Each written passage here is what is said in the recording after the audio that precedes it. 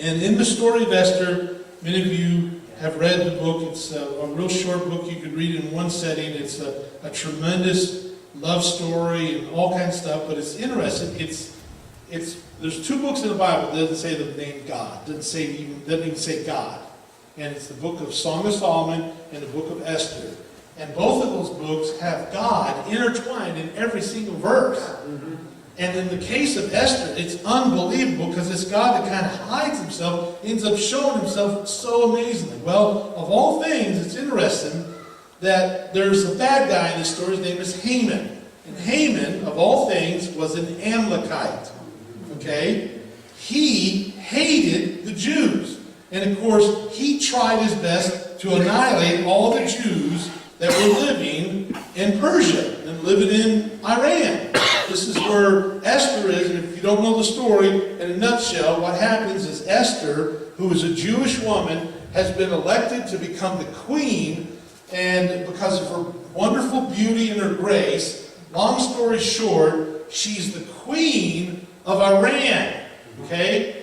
And all this is all developing in a very interesting timing because this guy named Mordecai, who is her uncle, is saying, the Lord has brought you to this place for a purpose. What you don't find out until later on in the story is that she's there to help save her own people, the Jews.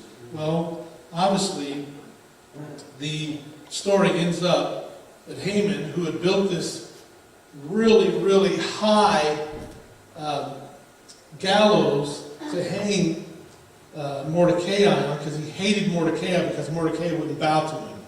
Every time Haman would drive by, everybody had to bow to him. And Mordecai said, I ain't going to bow to him. I only bow to God.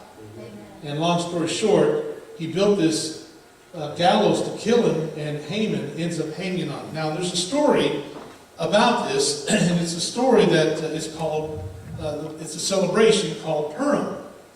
And it's celebrated every year by the Jews. And it's on the 14th day of Adar, and you find out from the story of Esther why this was on this date. And there's a lot more detail than you just have to read it. It's really interesting. But Purim started this year on March 19th. And you got to remember that the Jewish calendar is based on lunar. Our calendar is based on solar. So that's why sometimes there's different dates. The lunar calendar is the way they use, and so every year it's a little different. Well, this year it started on March the 19th, and it ends up being celebrated to sunset on the Sunday the 20th. That's a very important date to remember. Now, Purim is the day that the Jews were able to defend themselves, and they got a great victory against Haman. Now, let me just tell you, this spirit of Amalekites is really behind the spirit of Antichrist, because we know that the Antichrist is going to try to destroy the Jews just as Hitler did, and just as Haman did, and everybody else. And it's interesting that Gaddafi, let me just say real quick, I don't believe he's the Antichrist, so don't think I'm going there with that. But Gaddafi calls himself the King of Kings. Now, the reason that's there is because the spirit of Antichrist is on that man.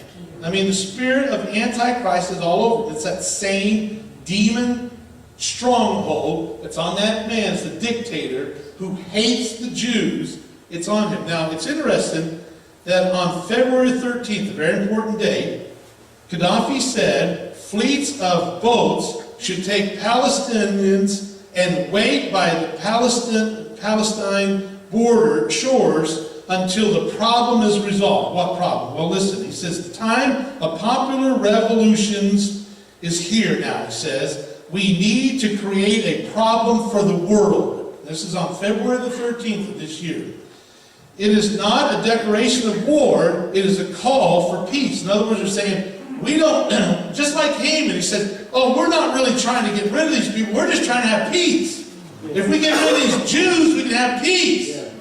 Okay? So that's what he's saying here. He says the white color has decided to get rid of the green color, which obviously Islam, that's their color, green. And the white color are, the other nations. They're trying to get rid of us, he says. these countries should be united against the white color because of all these white countries are enemies of Islam. And then he says something interesting. Remember the day, February 13th. He went on to say, all Arab states which have relations with Israel are cowardly regimes. And he's especially talking about Saudi Arabia and some of these other ones.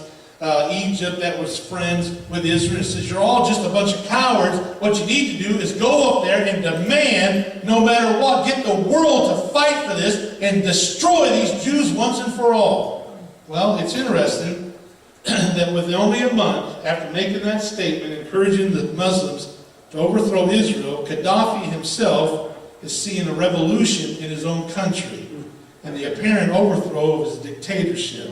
The date, however, is rather interesting. The date of Operation Odyssey Dawn was on March the 19th. That's the first day of Purim.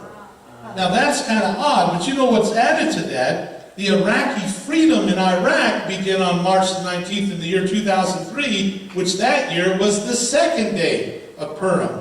Which also is kind of bizarre, that Desert Storm in Iraq actually ended on March the 28th, 1991, and in that year, it was the first day of Purim. Wow.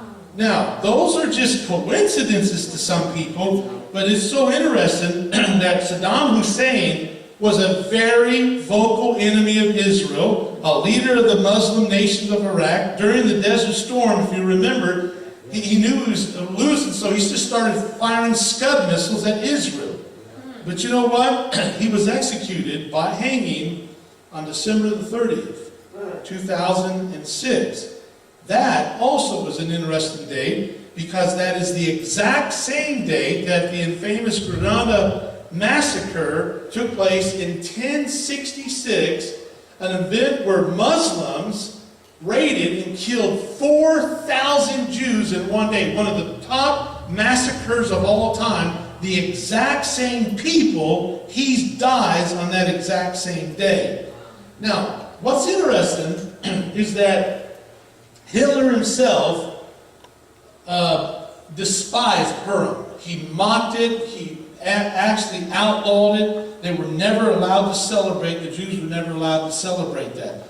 Why that's interesting, though, is Julius Streicher, who was one of Hitler's men, he was called the #1 Jew baiter, not hater, but baiter, one that baits you to destroy you, was the editor of this newspaper. Now, this newspaper, for example, this particular one is called Who is the Enemy? And in this article, he blames the Jews for destroying the social order and claims that the Jews were the ones that were wanting war while the rest of the world wanted peace, just exactly like Haman did, just exactly like Gaddafi did, and everything else.